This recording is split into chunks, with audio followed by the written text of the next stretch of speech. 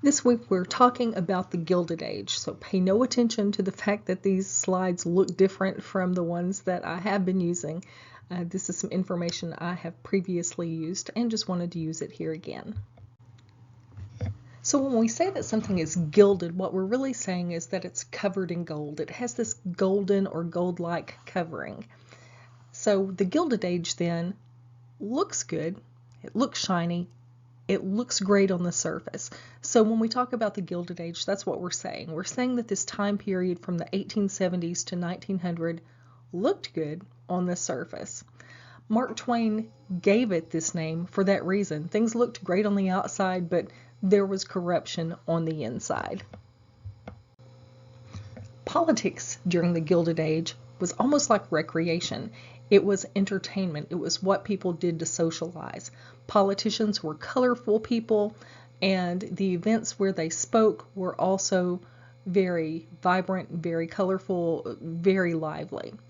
A lot of times, this is where we see political rallies really start to develop, where people go to these things as a source of entertainment. And people felt like they supported a moral stance by taking a political stance. So that encouraged people not just to go for the fact that they were being entertained and it was something sociable to do, but it was also a way that they could support a good cause. And the best men, notice that that's in quotes, these are considered the young, dedicated experts of their era, analyzed politics and their impact. So people are starting to look at the impact of politics on people, which is very progressive. So during this Gilded Age, the two major parties, as you might have guessed, were the Republicans and the Democrats. The Republican Party, or GOP, GOP is an abbreviation for Grand Ole Party.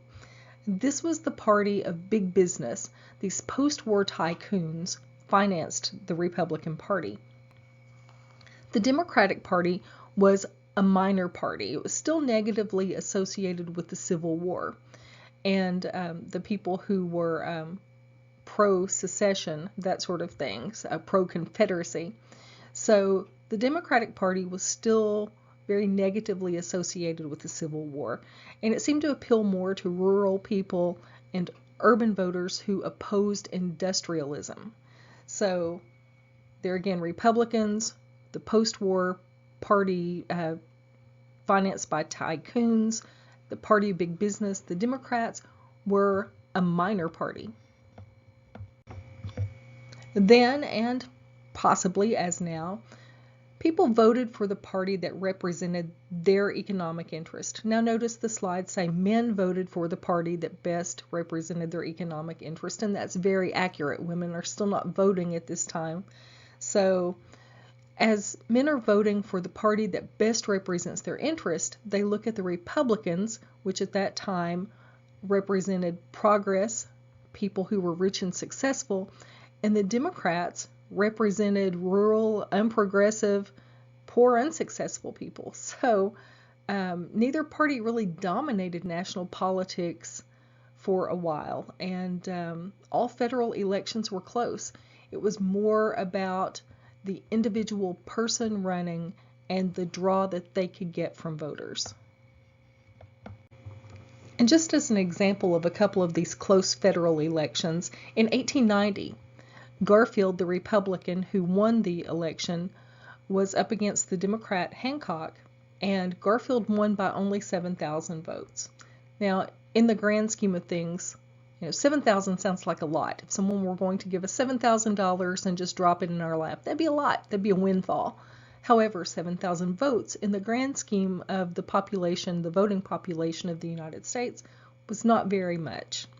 And then just 4 years later, 1894, Cleveland versus Blaine, Cleveland, the Democrat, won that by less than 25,000 votes out of 10 million that were cast. So you can see 25,000 is not a big chunk when you're talking about 10 million votes. At this time, corruption was in every level of politics, whether it was city, state, nation.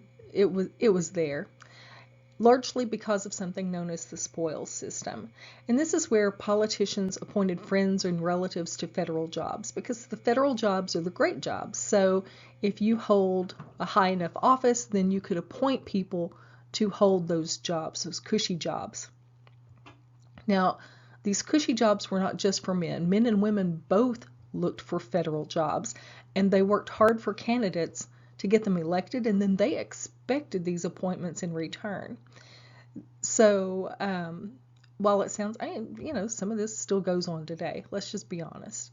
If you work hard for a candidate, they find a position for you. And maybe that doesn't just stop with politics. But anyway, this, as you can imagine, was not an effective system for taxpayers because it cost a lot of money. So every 4 years, if you have new people getting elected, and every 4 years you have them appointing their friends, then you don't have people who learn the job, stay with the job, and continue doing well with the job because they're constantly being reappointed. You're constantly training new people. Training people is expensive, and so it just was not a cost-effective system. The Civil War legacy also played a role in determining who a person might choose to affiliate with as far as a political party. Republicans tended to appeal to these Union veterans and to people from the North. Democrats appealed to Southern voters who had opposed emancipation. Also, factors like race, religion, and nationality also played a role in which party people supported. German, Irish, and Scandinavian immigrants from 1830 to 1870 really emerged as a strong political force during that time period. The Democrats emphasized right belief over personal regeneration. Catholics wanted freedom to choose schools, like parochial schools, instead of just public schools, and they wanted a portion of tax money to pay for those church schools. So there are also some other things that people were taking into consideration this time as they're deciding between the Democrat and Republican Party. One of these things were blue laws. Blue laws prohibited businesses from being open on Sundays. People were not allowed to work. They banned recreation on the Sabbath day, which was celebrated as Sunday. So in my lifetime, I remember blue laws and not being able to, go shop and buy toys on Sunday. You could buy medication if you were sick. You could go buy Tylenol or something like that, but you could not stop and shop for certain things if it was on a Sunday. And only some stores were open on Sundays, like a drugstore, something like that. Baptists, Presbyterians, and Methodists wanted looser blue laws. So they didn't want it to be so strict. They wanted that to loosen up a little bit. But the Catholics, Jews, Lutherans, and Episcopalians wanted to keep this ritual of the Sabbath and to keep businesses restricted on the Sabbath day.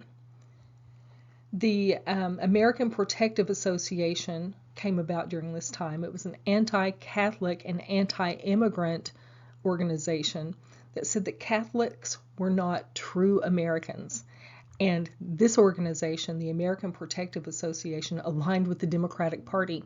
So now, not only does the Democratic Party have the negativity still associated with it from the pre-Civil War time, but now they also have this negativity associated with it as they take a stance against Catholics and immigrants.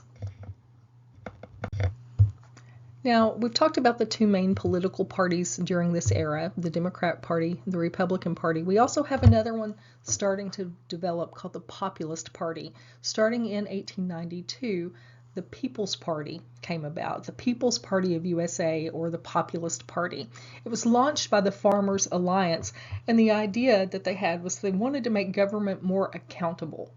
So the party platform was to develop free, unlimited coinage of silver at a 16-to-1 ratio with gold. They also wanted a graduated income tax, so people who make less money pay less, people who make more money then would pay a little more. They wanted postal savings banks for small savers, so they wanted to encourage saving. And there was a time period when people really did focus on saving. And this is kind of just setting the stage for that. They also called for secret ballot voting. They wanted immigration restrictions, and they wanted an 8-hour federal workday. So in 1892, that was not a guarantee yet. So they really wanted to push that 8-hour workday. So in order to gain popularity for this new party, the Populist Party, everyone was encouraged to vote, and Tom Watson of Georgia encouraged black voters to vote for the Populist Party to encourage that populist vote for fair treatment, that their platform would be better for black Americans. North Carolina blacks had a visible role in the 1892 campaign. Ironically, though, this is Georgia, where Tom Watson is from, and he's proposing this. Southern populists still sought to keep blacks in their place. Notice the quotes in that. So the Southern aspect of this, whether, Democratic Party or Populist Party, the Southerners were still trying to maintain this idea of white supremacy even post-Civil War. And in the election of 1896, William Jennings Bryan of Nebraska faced off with McKinley. McKinley won, Bryan lost. The important thing to remember here is that Bryan also favored the standard of currency being silver instead of gold. And this is an editorial cartoon featuring William Jennings Bryan here as he's running for office. And although they criticized Bryan's religious rhetoric, the Republicans had their own slogan, which was "In God We Trust, in Bryan We Bust." So they used that as a campaign slogan against Bryan. The election's religious flavor is ironic because the real issues of 1896 were economic, not religious at all. And this map of the 1896 election shows in the area down at the bottom, you can see the popular vote for each of the candidates. But on each state, you can see the total electoral college vote too. And you can see that Arkansas's electoral college votes went for Bryan in 1896. Also in this time period, the Gilded Age, literature is starting to change. So now literature begins to tie to regional culture. Mark Twain was one of the famous authors of this time period, and these writers were more realistic than romantic. In terms of painting and architecture, the Henri Group was 8 artists who worked to establish an American art form and style that was separate from European. They some used reality in their unidealized views of the cities.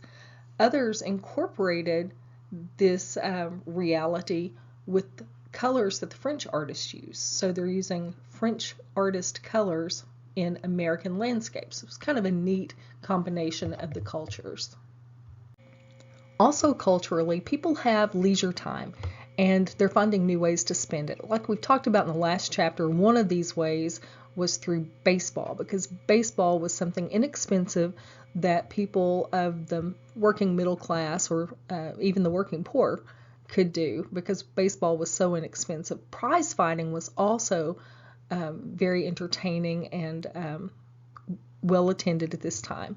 Another thing that came about were motion pictures. So at this point we're talking silent motion pictures. We're not making talkies yet, but silent motion pictures where there would be text that would kind of move the story along, and not exactly to the point of closed captioning where you had, he said, she said during the dialogue, but just a little like a slideshow presentation is today, where one slide moves the progress along.